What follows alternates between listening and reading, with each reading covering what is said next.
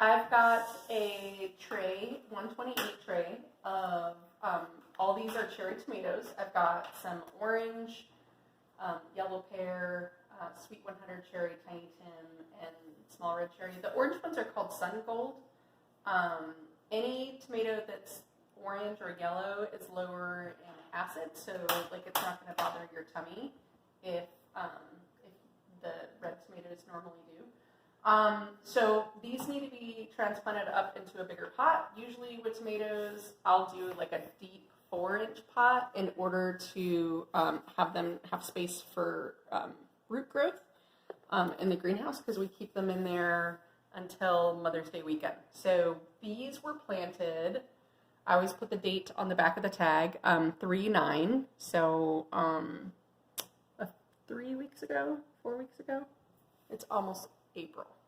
And so they need to be transplanted up. So this video is to help some of my students. I'm going to drop these off at their house with some pots, and they're going to transplant them. So you need something like a colored pencil or a thin pin, and there's holes at the bottom of these, and you're going to push the pencil up, and here's your tomato. Cool things about tomatoes, they have these little tiny fuzzy hairs on them, and so you can plant them really deep because all of these hairs will grow roots. So anywhere there's hairs on the stem of the tomato that you bury, those are going to grow roots, and you actually want to do that because you want to have a nice sturdy plant.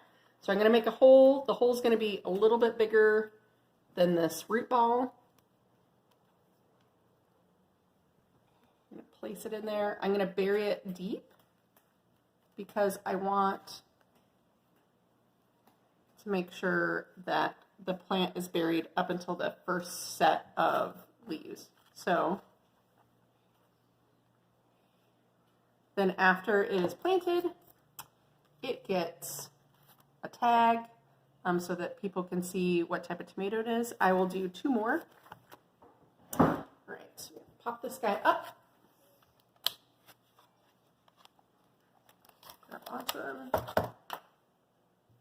Make a hole. Usually I use my fingers, but if I do like hundreds of these, it actually like hurts my hands.